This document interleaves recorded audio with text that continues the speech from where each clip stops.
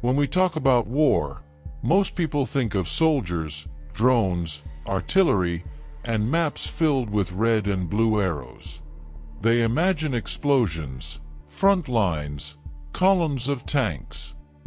But the most decisive battlefield of the 21st century looks nothing like that. It is invisible, silent, and everywhere. It is the battlefield of perception. This episode is about cognitive warfare, the real-world doctrine that inspired the backbone of the Naacal Protocol. Because before we enter the deeper layers of the story, you must understand the kind of war that shapes everything around us. Cognitive warfare is not a metaphor. It's an official strategic doctrine, recognized by NATO, the Pentagon, multiple intelligence agencies, and academic institutions. It describes a conflict where the human mind becomes the primary target. Not soldiers, not installations, not territory, but thoughts, beliefs, emotions, and collective behavior. To understand why this matters, consider how information moves today. Why? Anything you see online, a headline, a video, a meme, a comment, is no longer just content. It is a potential weapon, shaping moods, amplifying fear, fueling division, creating false consensus, triggering outrage. And all of this can be engineered. Strategically, systematically, invisibly. This is not about fake news. It's deeper, more subtle, more dangereux. Rouse. Cognitive warfare exploits how the brain processes reality, how we react to symbols, how we build meaning, how we filter information based on emotions more than logic.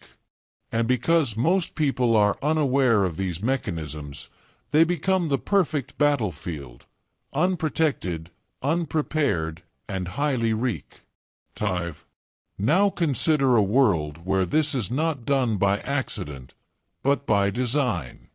Not by individuals, but by states. Not by marketing agencies, but by intelligence operations. In this landscape, the Naacal Protocol becomes more than fiction. It becomes the logical evolution of everything we are already seeing. Let me give you an example from the real world. During the opening months of the conflict in Ukraine, two parallel wars erupted. One on the ground, with missiles and troops, and one online, with narratives engineered to manipulate global perception. Entire digital ecosystems were activated, artificial accounts, staged footage, weaponized memes, psychological pressure pains. Each side tried to control not only what people believed, but what they felt. Fear, anger, sympathy, hatred, hope.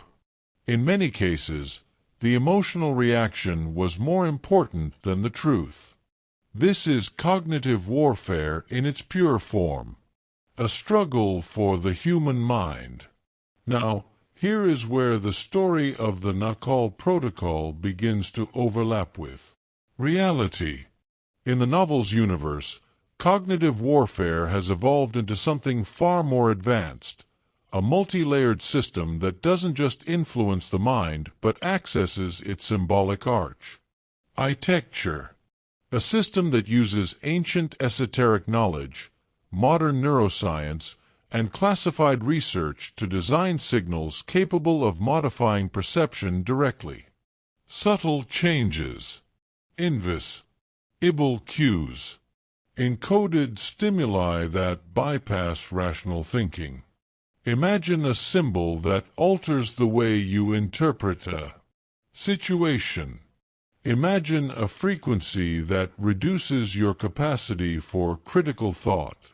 Imagine a pattern that makes you trust someone instantly or mistrust them completely without knowing why.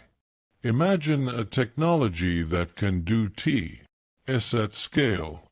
This is the conceptual foundation of the Naacal Protocol, a hybrid mechanism where forgotten symbolic systems from ancient civilizations are combined with modern neural engineering to produce a new generation of cogniti VE weapons. And yet, the idea is not entirely fictional.